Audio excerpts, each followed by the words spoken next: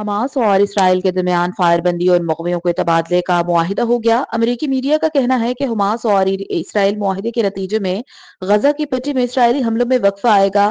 معاہدے سے یرغمالیوں اور فلسطینی قیدیوں کی مرحلہ وار رہائی عمل میں آئے گی۔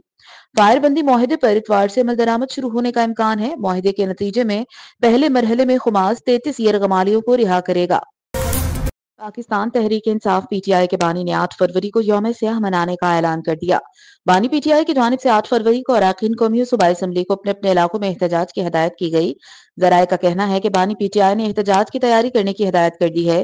علاوہ ازیں بانی پی ٹی آئی نے پارٹی قیادت کو مولانا فضل الرحمان کے خلاف بیانات دینے سے روک دیا۔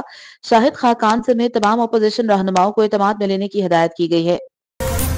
ترجمان پاک فوج نے بھارتی آرمی چیف کے من گھڑت بیان پر منہ توڑ جواب دیا ہے۔ پاک فوج کے شعبہ تعلقات عامہ ISPR کے مطابق پاکستان کو دہشت گردی کا مرکز قرار دینا بھارتی آرمی چیف کا بے بنیاد بھونڈا الزام ہے۔ بھارتی آرمی چیف کا پاکستان کو دہشت گردی کا مرکز قرار دے دینا حقائق کے منافی ہے۔ ترجمان پاک فوج نے کہا کہ بھارتی آرمی چیف کے الزامات مردہ گھوڑے میں جان ڈالنے کی کوشش ہے۔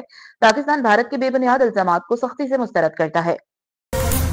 ہانگ کانگ وزیر خزانہ محمد اورنگزیب نے جاپان کے اخبار نکی ایشیا کو انٹرویو میں دعوے کیے ہیں کہ IMF کا پروگرام پاکستان کے لیے آخری ہوگا۔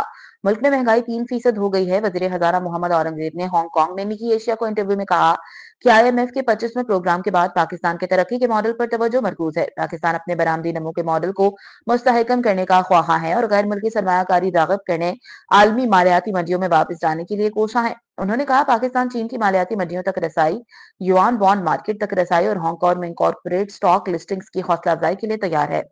رواں مالی سال کے آخر تک پانڈا بانڈ کا ابتدائی اجرا بھی متوقع ہے۔